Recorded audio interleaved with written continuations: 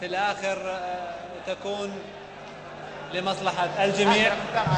وكما نشاهد الآن ومناسر يقوم بفحص الكرات من جديد. رجع الجدول.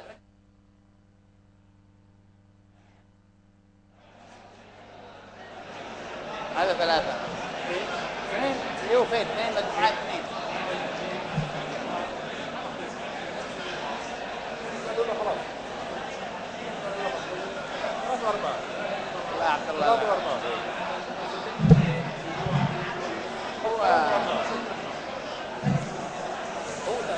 أكرر مرة أخرى للإخوة الموجودين في القاعة لو سمحتم الهدوء والجلوس في أماكنكم.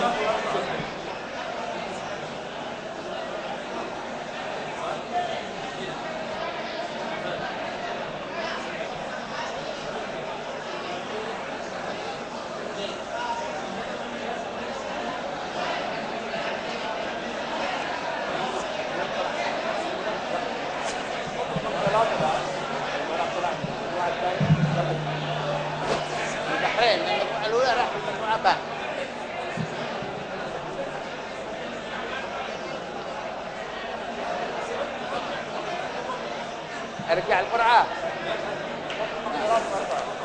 سحبه فين ركب لي الارقام يا عبد الله.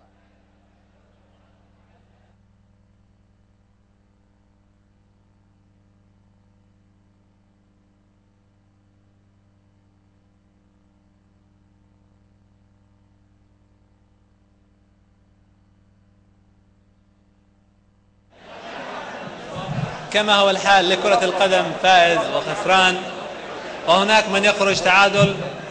ربما في قرعتنا اليوم كانت هذه المفاجأة التي لم يتوقعها أحد، لكن بالتأكيد هي في مصلحتنا جميعا. تعرفون كيف ستكون في مصلحتنا جميعا؟ لابد من التدقيق مرة ومرات في كل الأعمال التي نقوم بها، والحرص أيضا على سلامة الإجراءات التي تكون كفيلة بنجاح أي مناسبة.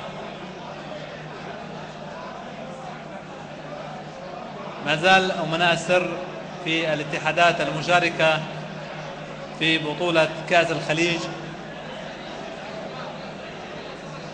يواصلوا فحص البطاقات وفحص الكرات،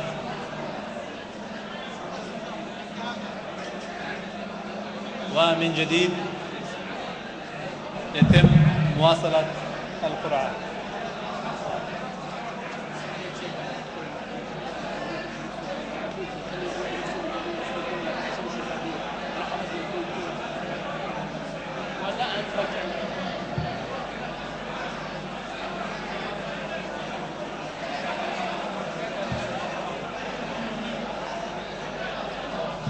إذن مشاهدي الكرام ومستمعي الكرام أينما كنتم وأينما كان يصل إليكم هذا البث، أمناء السر الآن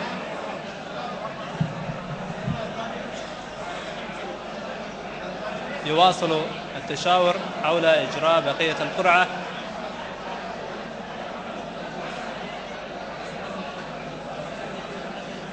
ملاحظات من الجميع حول إجراء البقية أو الإجراء من جديد، كيف سيكون الحال؟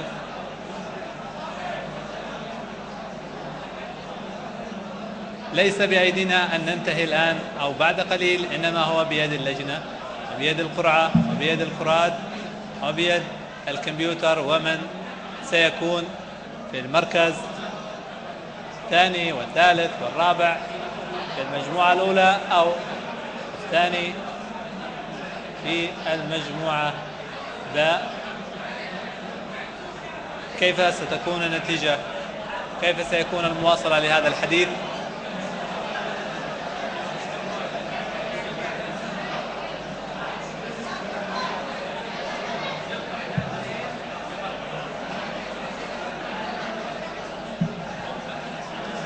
كما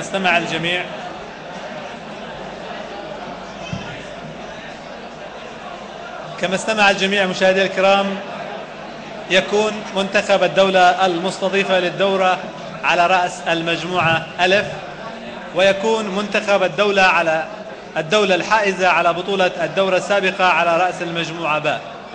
تقسم المنتخبات الستة المتبقية والمشاركة بالدورة على مجموعتين حسب تصنيف الاتحاد الدولي في هذا الشهر الذي تقام فيه قرعة الدورة، بحيث توضع المنتخبات الثلاثة الأولى في الفئة الأولى، وهي منتخب مملكة البحرين، منتخب المملكة العربية السعودية، منتخب الكويت، والمنتخبات الثلاثة المتبقية في الفئة الثانية وهي منتخبات الإمارات وقطر والعراق. نواصل القرعة ومع أمين عام الاتحاد حميد شيباني. الو تفضل يا اخوان، لو سمحتوا، نحن اتفقنا الان والمساله بس حصل فيها شويه، ارجوكم تهدؤوا لانه القرعه وفق النظام الموزع معاكم. نحن الان في الفقره دال. في الفقره دال الفريق اللي بيسحب من الفئه 2 والرقم بيحدد فين بيسكن بالفئه 1. نحن الان رجع الجدول لو سمحت. الجدول امامنا ثلاث شواغر. الان نحن حنعمل السحب للفئه من فئه 2، ولكن حيسكن زي ما سكننا هذاك البحرين عكس. حيسكن الان في الفقره دال عكس، يعني اللي حيسحب الان من فئه 2 بيسكن بالمجموعه 1، وبعدين حيبقى معانا فريقين حنسحبهم فين يسكن هذا وفين يسكن هذا، صح؟ طيب يتفضل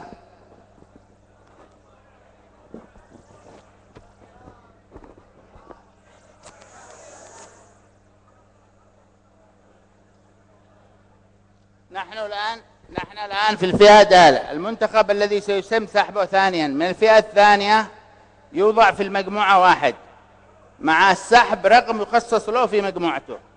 ثم بعدين المنتخب الثالث المتبقي بيبقى هنا 1 وهنا 1. المنتخب الثالث المتبقي في الفئة الأولى سوف يوضع مباشرة في المجموعة ألف، والمنتخب المتبقي في الفئة 2 يوضع في المجموعة باء، وبهذا تكون القرعة انتهت. هذه القرعة اللي تم اعتمادها وهذه الآلية اللي تم اعتمادها من قبل الأمناء العموم، يعني ما فيش مجال للمناقشة الآن أو شيء لأنه معتمدة وموقع عليها في اجتماع أمس. الآن يتفضل النجم عبد العظيم القدسي نجم تعز ليسحب من الفئة الثانية. دور، تكلم. لا من هنا دور.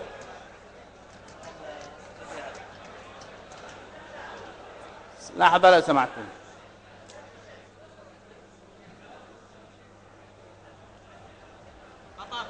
قطر. الآن قطر سوف يحدد الرقم مسكنها في المجموعة ألف. تفضل اسحب رقم.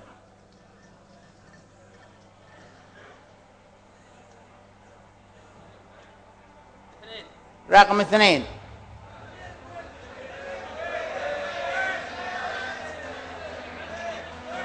مالك؟ 3 المفروض.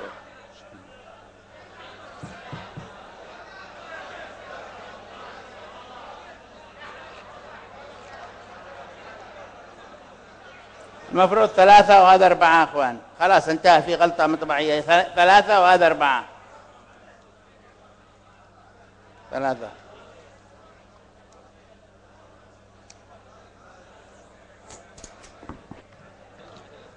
تفضل. لا خلاص اطرح. تمام. الآن عندنا منتخب هنا ومنتخب هنا